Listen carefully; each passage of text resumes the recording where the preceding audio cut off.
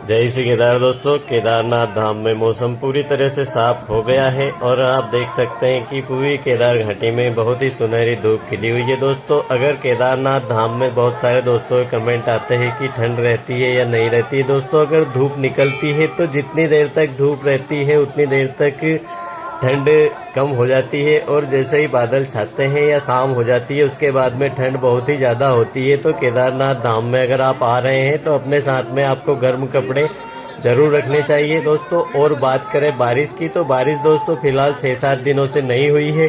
बाकी रास्तों में गौरीकुंड से आप पैदल ट्रैकिंग करते हुए आते हैं तो कुछ जगहों पर दिन में बारिश हो जाती है। नीचे जहाँ पे बहुत ज़्यादा पेड़ लगे हैं उस जगह पर बारिश होती है दोस्तों। यहाँ पे ऊपर बहुत ही कम बारिश होती है। आप इस चीज़ का विशेष ध्यान रखिए। केदारनाथ धाम में अगर आप आते हैं तो नीचे से जो आप पैदल ट्रैकिंग करते हुए आएंगे, कुछ जगहों पर आपको हो सकता है बारिश मिले, चाहे मौसम केदारनाथ धाम में साफ हो।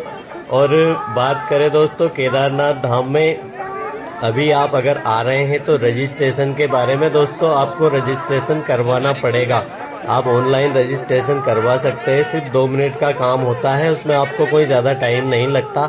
और अगर आप नहीं भी करवा के आते हैं तो हरिद्वार में हो जाता है, और अभी सोनप्रयाग में भी रजिस्ट्रेशन हो रहा है दोस्तों। मगर भीड़ जब बहुत ही ज़्यादा बढ़ जाती है उस समय पे आप सोनप्रयाग में रजिस्ट्रेशन करवाने में आपको बहुत ही ज़्यादा समय लग जाएगा। तो आप जब भी आए अपना रजिस्ट्रेशन ऑनलाइन करवा के आइए। केदारनाथ धाम में अगर आप आ रहे हैं, यात्रा आप अच्छे तरीके से करना चाहते हैं। फिलहाल दोस्तों अभी तक तो रजिस्ट्रेशन किसी के पास नहीं भी होता था तो भी दर्शन हो रहे थे, तो दर्शन में आपको अभी तक कोई समस्या नहीं आ रही थी दोस्तों। मगर अब आगे आने वाले दिनों में धीरे धीरे करके भीड़ बहुत ही ज़्यादा बढ़ने वाली है। तो भीड़ अगर ज़्यादा बढ़ जाएगी तो रजिस्ट्रेशन आपको आप जहां से निकले अपने घर से उसी समय पे आप ऑनलाइन करवा लीजिए। और अगर नहीं भी करवाते हैं तो हरिद्वार में आकर अपना रजिस्ट्रेशन करवा लीजिए, उसके बाद में आप अपनी यात्रा को आगे बढ़ाएं।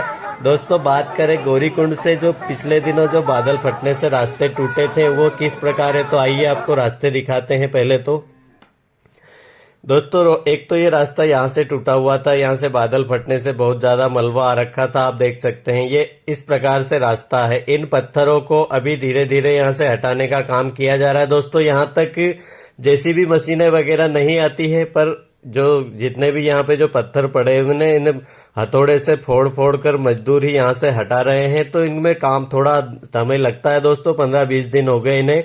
बाकी इन्हें अब 1-2 दिन में हटा दिया जाएगा, क्योंकि 3 जगह पे और ऐसे ही टूटा था, वहां पे पूरा साफ कर दिया गया है। और 1-2 दिनों में इनको भी यहाँ से साफ कर दिया जाएगा। तो दोस्तों यात्रा चल रही है केदारनाथ धाम में। अगर आप आते हैं तो ये यहाँ से रास्ता टूटा हुआ था, आप देख सकते हैं।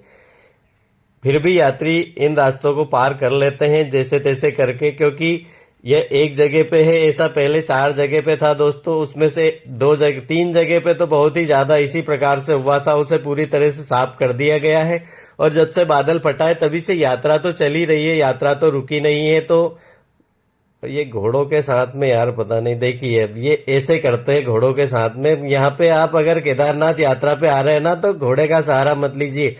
आपको यात्रा करनी है तो आप पैदल चल के यात्रा करिए, और आपसे नहीं बनती तो आप हेलीकॉप्टर ले सकते हैं। बाकी घोड़ों के साथ में केदारनाथ धाम में बहुत ही कोई अच्छा काम नहीं हो रहा है। अगर आप केदारनाथ यात्रा करना चाहते हैं तो पैदल करें, घोड़ों का सहारा मत लीजिए। बहुत ज्यादा तकलीफ है। इन बेजुबानों के ऊपर वीडियो बनाऊंगा।